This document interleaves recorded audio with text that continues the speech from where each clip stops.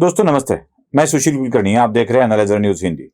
आजकल world cup का fever चल रहा है और कोई ना कोई वर्ल्ड कप में किसी ना किसी टीम का खिलाड़ी एक अच्छा काम कर जाता है। कभी ऑस्ट्रेलिया का अच्छा काम कर जाता है तो कभी अफ्रीका का अच्छा काम कर जाता है।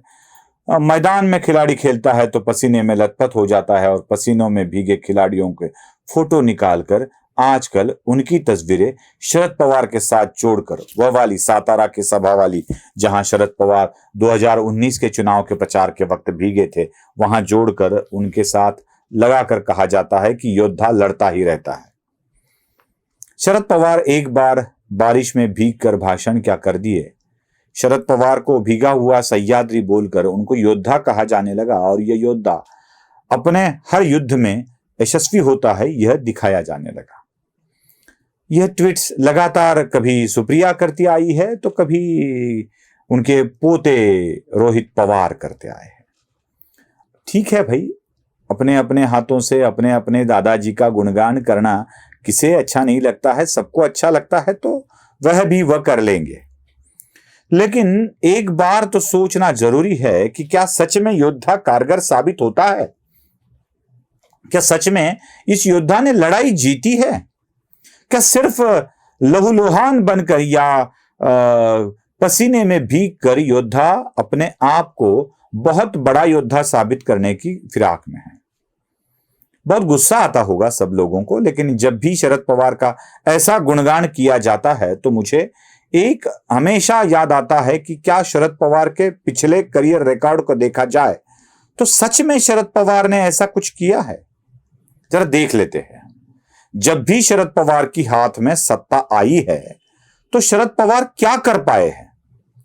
शरद पवार अपने पूरे जिंदगी में 4 बार थोड़े थोड़े कालावधि के लिए प्रदेश के मुख्यमंत्री बने हैं। शरद पवार 10 साल केंद्र के कृषि मंत्री जरूर रहे, लेकिन इतने साल तो वो प्रदेश के मुख्यमंत्री भी न रह पाए।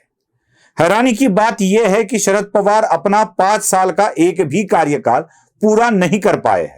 मैं बता दूं, शरद पवार से भी ज्यादा अपना कार्यकाल पूरा करने में वसंतराव नाइक का नाम सामने आता है, जिन्होंने अपना पूरा कार्यकाल किया था 2 बार।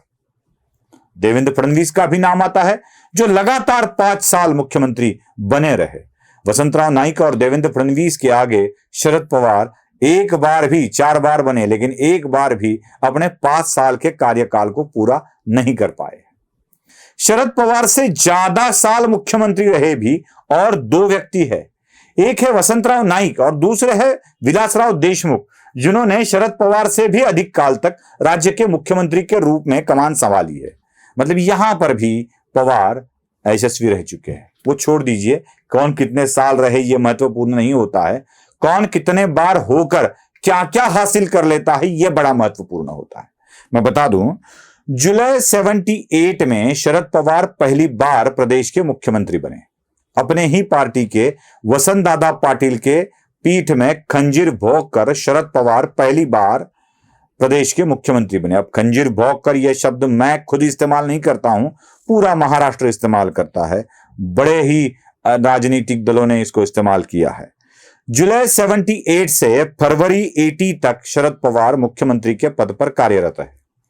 उसके बाद इंदिरा गांधी ने शरद पवार की सरकार को गिरा दिया, बर्खास्त कर दिया और चुनाव हुए।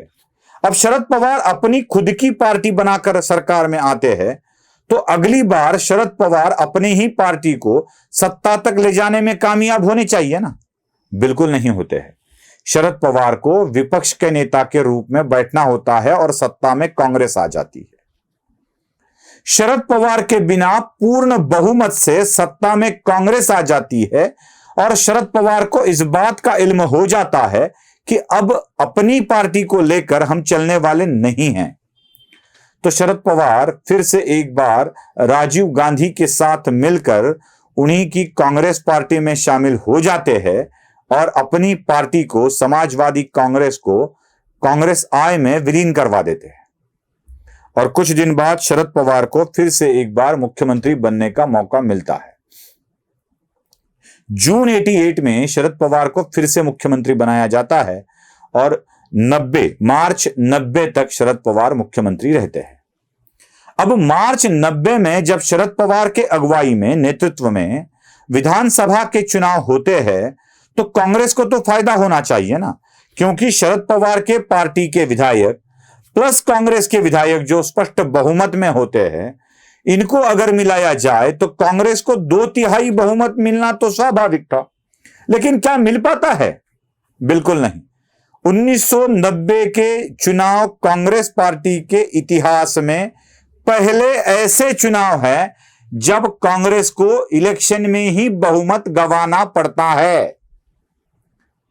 कांग्रेस के हिस्ट्री में महाराष्ट्र में सबसे ज्यादा 2/3 बहुमत लेने वाली पार्टी 1990 के चुनाव में शरद पवार के नेतृत्व में चुनाव लड़ने के बाद अपने बहुमत को खो देती है और इंडिपेंडेंट विधायकों को, निर्दलीय विधायकों को साथ लेके सरकार बनानी पड़ती है और यही सरकार फिर से एक बार शरद पवार बनाते हैं और शरद पवार के नेतृत्व में सरकार बन जाती है।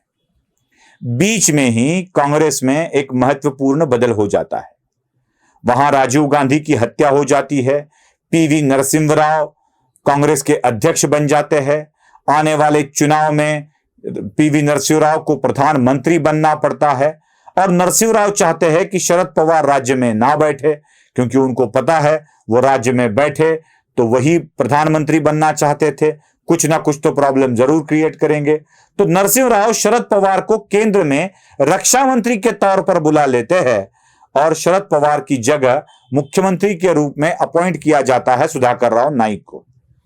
बीच में मुंबई में दंगे होना शुरू हो जाता है बाबरी के मुद्दे पर और उन दंगों को कंट्रोल करने में नाकामयाब हो जाते हैं सुधाकर राव नाइक। ऐसा बोलकर शरद पवार को फिर से एक बार महाराष्ट्र में भेजा जाता है। शरद पवार तीसरी बार मुख्यमंत्री बनते हैं महाराष्ट्र में, माफ कीजिएगा चौथी बार मुख्यमंत्री बनते हैं महाराष्ट्र में। वो 93 से लेके 95 तक और वह मुख्यमंत्री के तौर पर काम करते हुए जब उनको इलेक्शन का सामना करना पड़ता है, 90 के इलेक्शन का सामना शरद पवार करते हैं तो कांग्रेस को बहुमत गंवाना पड़ता है।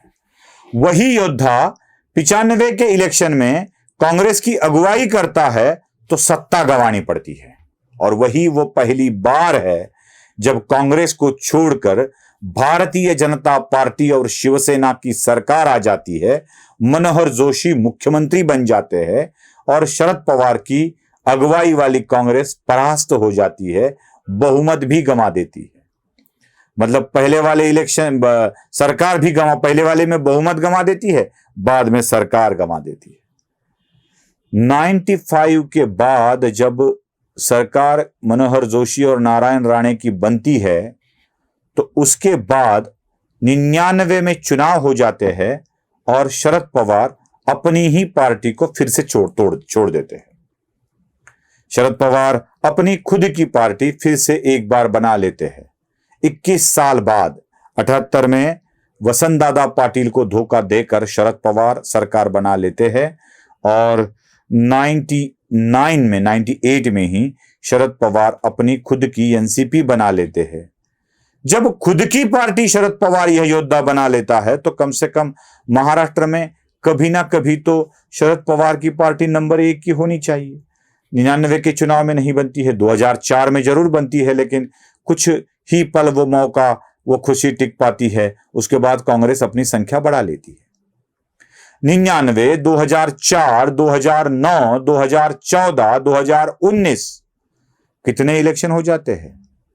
10 साल में, 10 नहीं कितने साल हो गए, लगभग 20 साल में 4 सरकारें आकर निकल जाती है, लेकिन शरद पवार अपनी पार्टी का मुख्यमंत्री नहीं बना सकते, नंबर 1 पर नहीं पहुंच जाते हैं। और लोग कहने लगते हैं योद्धा बड़े काम का है, योद्धा भीग गया तो और क्या हो जाएगा, बस भीगने से सर्दी खांसी या जुकाम आ जाती है, या ऐसे कुछ धान्यों को भिगो के रख दिया तो उसके मोड़ आ जाते हैं, बाकी कुछ नहीं होता है। अगर मूंग को, उड़द को भिगो के रखा जाए तो उसका अलग ही काम आता है, सरकार नहीं बनती है उससे, योद्धा काम में नहीं आता है। अपने ही पार्टी का मुख्यमंत्री कभी नहीं बना पाए शरद पवार, अपनी पार्टी को कभी जिता नहीं शरद पवार। बस शरद पवार कर क्या पकाए तो दूसरे के खेल में अड़ंगा डालकर दूसरों का खेल बिगाड़ने की फितरत शरद पवार को बहुत अच्छी से पता थी और वही कर पाए आज तक शरद पवार, और उसी के खेल को योद्धा कहा जाता है। दोस्तों, योद्धा ऐसे नहीं होते हैं। पुराणों में भी लिखा है कि योद्धा क्या होता है। शकुनी को योद्धा नहीं कहा जाता महाभारत में, क्योंकि शकुनी जब असल युद्ध में उतरा तो महाभारत के 5 पांडवों के छोटे भाइयों से हार गया था, मौत की खानी पड़ी थी शकुनी को योद्धा कहा नहीं जाता, शकुनी को कुटिल कारस्थानी कहा जाता है। मंथरा को योद्धा रामायण में कहा नहीं जाता, मंथरा को भी कुटिल कारस्थानी ही कहा जाता है। शरद पवार को योद्धा कहने वाले शायद ये पुराणों का दाखला नहीं पढ़े होंगे, इसीलिए मैंने उनको बता दिया। आपको क्या लगा जरूर कमेंट बॉक्स में बताइए। लाइक, शेयर और सब्सक्राइब करना मत भूलिए। धन्यवाद।